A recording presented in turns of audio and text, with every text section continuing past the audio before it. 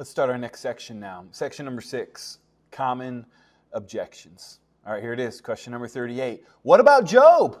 I mean, Jared, if you're going to talk about sickness and healing and God's role in it and theodicy, which is how can a good God be good with so much suffering and pain in this world, then you got to say, well, let's talk about Job. Let's talk about it. What about Job? The story of Job is extraordinary.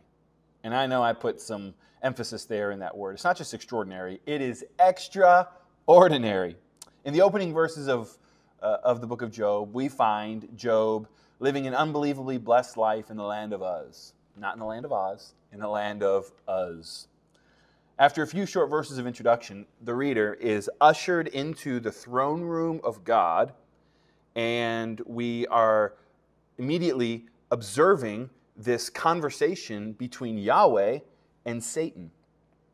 And Yahweh is asking Satan how his reporting is going, how his surveying of the land is going, what he's noticing in the earth. Satan then makes this appalling accusation to Yahweh. He says that Job, and by implication people like him, the righteous, only serve Yahweh because he makes them rich and prosperous. So this prompts a divine wager of sorts.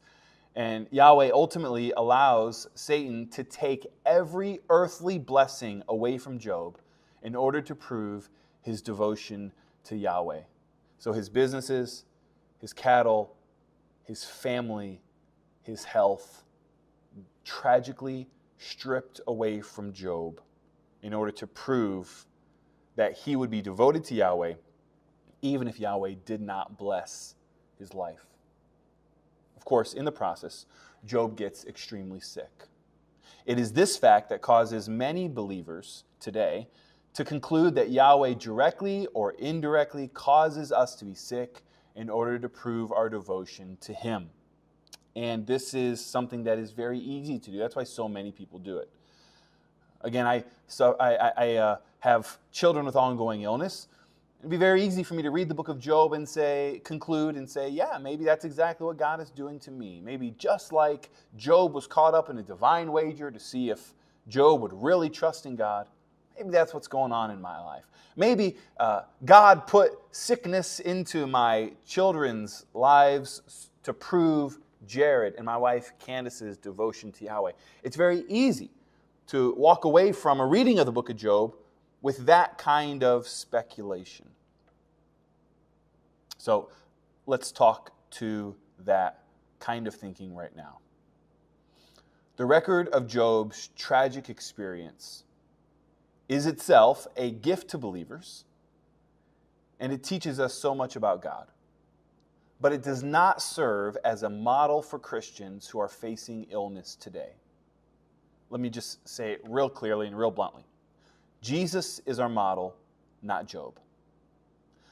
Job's story does, however, illustrate how the devil can negatively affect our physical health, something that we looked at just a couple of questions ago. The unseen realm, Satan and his demons, can negatively affect the health of not only the unrighteous, but also the righteous. So we get that confirmation, but that's confirmed also in the Gospels. Additionally, it demonstrates how the faithful, the righteous, ones like Job, can be patient in the midst of suffering. And it showcases the Lord's compassion and mercy. Now, you might not automatically think it to be right to go to the book of Job to find a picture of God's compassion and mercy. You might look at chapters 1 and 2 and say, man, it looks like there's anything but compassion and mercy there. But thankfully, we have this record in the New Testament. We have this passage in the book of James which tells us that that's exactly what we're supposed to see in the book of Job. Not a model for Christian suffering, not an answer for why we get sick today, but an example of one who is righteous, who even though he doesn't have all the answers, and listen, none of us have all the answers. You don't, I don't, no teacher does. Nobody has all the answers. Only God has all of the answers. So, How do we live when we don't have all the answers? Job teaches us that. And you look at the end of Job and you see God's unbelievable mercy and compassion. So let's look at where we're told that in the book of James. Now we're in the New Testament. Written to believers in the age of grace, written to believers like you and I. James chapter 5, verses 10 and 11.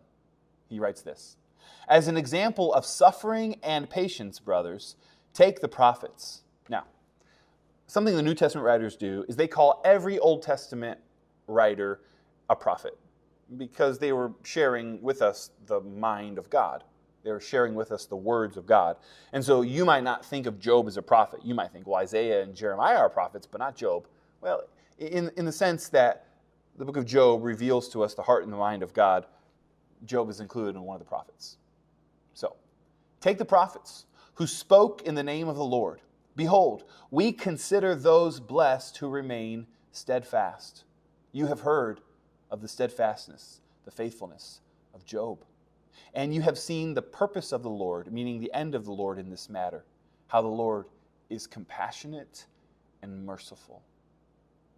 So what are we to take from the book of Job? James tells us exactly what we are to take from the book of Job.